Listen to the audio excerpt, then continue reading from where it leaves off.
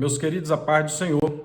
Eu sou o diácono Claudino Machado e esta é mais uma das nossas pequenas reflexões com base na leitura diária da revista Lições Bíblicas da CPAD, quarto trimestre de 2021, lição dos adultos, cujo título do trimestre é o Apóstolo Paulo, Lições da Vida e Ministério do Apóstolo Gentios para a Igreja de Cristo. Nós estamos fazendo o comentário da lição dos adultos, das leituras diárias, mas provavelmente passaremos também a fazer o comentário da lição dos jovens. A aceitação do nosso trabalho tem sido muito grande, os obreiros têm enviado aos seus grupos, os pastores da região. Deus abençoe a todos, muito obrigado. E nós haveremos talvez de comentar a lição dos jovens do próximo trimestre, que vai tratar do Evangelho de João, Jesus, o Filho de Deus, os sinais e ensinos de Cristo no Evangelho de João. Essa é a lição dos jovens. Já adquiri, inclusive, o livro do trimestre, eu sempre adquiro o livro do trimestre que trata do assunto dos jovens. O comentarista é Silas Queiroz. E a lição dos adultos é a supremacia das Escrituras, a inspirada, inerrante e infalível palavra de Deus. Esta lição, certamente, como a atual de Paulo, que fala sobre Paulo, vai nos trazer um conhecimento muito bom de Douglas Batista. Também já adquiri o livro de Douglas Batista, pois a lição ela é um resumo, como se fosse uma preparação para uma mensagem, para uma pregação. Já o livro ele é mais extenso, ele tem outros detalhes.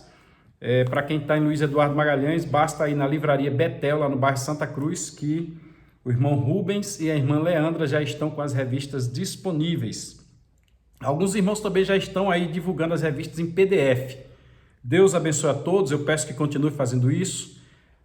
A intenção é auxiliar os amados na compreensão de algo tão importante que é o ensino bíblico. E este ortodoxo, a gente está fazendo o possível para doutrinariamente estar de acordo com aquilo que a palavra de Deus exige. Sabemos que existem muitas heresias, mas aqui nós nos ocupamos com o trabalho ortodoxo. Quero mandar um abraço aqui também ao presbítero Marcel Silva.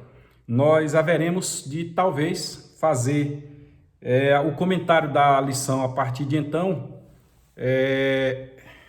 haveremos de fazer diretamente no Instagram. A gente não vai mais fazê-lo na rádio. Se não for junto com o Marcel, eu estarei fazendo só e os irmãos acompanhem no Instagram.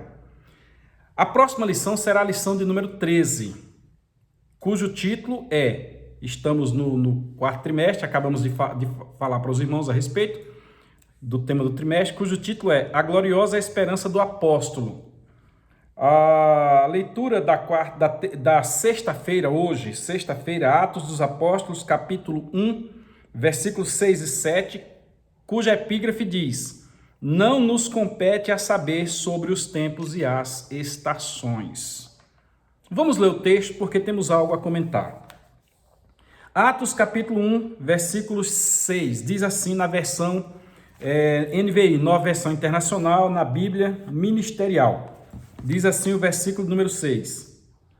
Então os que estavam reunidos lhe perguntaram: Senhor, é neste tempo que vais restaurar o reino a Israel? Perceba a pergunta. Eles estavam aguardando a resposta de Jesus quanto à restauração do reino, quanto a trazer de volta o reino que estava neste momento sobre o poderio romano. O reino ficou sobre Babilônia, depois o reino ficou sobre os medo-persas, depois o reino ficou sobre os greco-macedônios e agora o reino estava sobre o Império Romano. E eles queriam saber se era naquele tempo que Jesus haveria de restaurar o reino. E ele lhes respondeu, versículo número 7, Não compete a vós saber os tempos ou as datas, é assim que diz nesta versão, que o Pai estabeleceu pela sua própria autoridade. Contextualizando os irmãos, gostaria que abrisse em Lucas capítulo 24 e no versículo 50, pois quem escreveu Atos é o mesmo que escreveu Lucas. Ele diz assim no versículo 50, Tendo-os levado até as proximidades de Betânia, então Jesus, neste momento que ele falou em Atos, ele estava nas proximidades de Betânia. O Monte das Oliveiras, ele já fica à frente de Jerusalém, Eu não olhei geograficamente se o Monte das Oliveiras ele fica na região de Betânia. Eu sei que Betânia é por trás do Monte das Oliveiras, isso é certeza. Eu não sei se ele já fica na região de Betânia, porque nós temos aquela ideia que de onde Jesus subiu ele há de descer. Mas o texto aqui de Lucas diz que ele estava na região de Betânia. Então é um detalhe que fica aí para os professores pesquisarem. Tendo-os levado até as proximidades de Betânia, Jesus ergueu as mãos e os abençoou.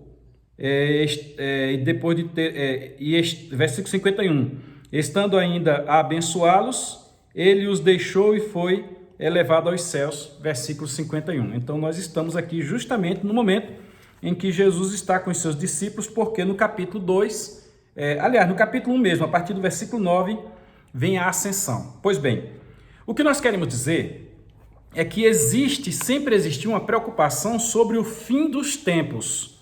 Certa vez perguntaram a Jesus: que sinais haverá da tua vinda e do fim do mundo? Quando ocorrerão essas coisas? Que sinais haverá da tua vinda e do fim do mundo? Jesus falava sobre a sua volta, ele falava sobre o templo no ano 70 que seria destruído. Então eles perguntaram: quando ocorrerão essas coisas? Que sinais haverá da tua vinda e do fim do mundo? E ele então trouxe aquele texto escatológico que fala: haverá guerra sobre guerra, rumores, nação contra nação, pai contra filho, doenças incuráveis, etc, etc. Mas aqui nós estamos especificamente com uma pergunta feita pelos apóstolos. Estavam cerca de 500 irmãos reunidos e a pergunta é a respeito de quando ele voltaria. A pergunta diz-nos respeito: Senhor, quando é que tu restaurarás o reino? Eles queriam saber se no momento em que Jesus voltasse, se Jesus estaria naqueles dias a restaurar o reino em Israel, uma questão política. Aí Jesus para eles e diz: olha, existe uma promessa, eu estou parafraseando outras passagens bíblicas, existe a promessa de que eu voltarei, e quando eu voltar, eu restabelecerei o reino a Israel. É interessante nós sabermos que quando Jesus voltar, no final da parousia, nós estudamos a primeira parte da parousia, estudamos a vinda completa, e quando esta vinda completa ocorrer, Jesus então faz o julgamento das nações, ele estabelece o milênio. Existe uma distância ali que o livro de Daniel vai falar de uma distância de poucos dias entre o final da grande tribulação e o milênio, tem poucos dias ali. Naqueles poucos dias, então, Jesus estabelece o milênio, e ao estabelecer o milênio, Jesus faz o julgamento das nações e, posterior a isso, implanta Israel como a nação principal da terra, e ele próprio vai reinar. A pergunta deles é quando isto aconteceria, se era naqueles dias ainda. Eu até costumo dizer que se Jesus não tem sido trocado por Barrabás, como já tinha cumprido a 69ª semana de Daniel naquele momento, 7 anos posteriores já teriam entrado no milênio. Como aquilo não aconteceu e abriu-se o tempo dos gentios, o milênio vai ocorrer quando encerrar o período da graça, que encerra no final da grande tribulação. Alguns podem dizer: eu não sabia disso, mas a graça encerra no final da grande tribulação, pois ainda haverá salvação durante a grande tribulação. Aí é quando Deus implantará o milênio, e a pergunta dos discípulos no versículo 6 do capítulo 1 de Atos passa a se cumprir. Mas Jesus deu uma resposta escatológica. Ele disse: não vos compete saber os tempos ou as datas que o Pai estabeleceu pelo seu próprio poder. Isto quer dizer que se Jesus respondesse para eles quando essas coisas aconteceriam, ele estaria logo determinando quando estaria acontecendo a sua vinda, seja para a igreja ou seja para o mundo, 7 anos anteriores, e a sua vinda estaria marcada. E ele disse que só o Pai sabe quando é que isto vai acontecer. Olha que coisa interessante. Fica aí para você pesquisar a respeito, pois não nos compete saber sobre os tempos e as estações, mas nós devemos estar preparados, aguardando este momento que Paulo já esperava que era nos seus dias. Imagine nós com tanta profecia cumprida, com tanta coisa que vem acontecendo. Tá bom? Fica na paz do Senhor, Deus te abençoe. Na Escola Dominical tem mais, porque Paulo tinha uma gloriosa esperança e nós também a temos. Até mais.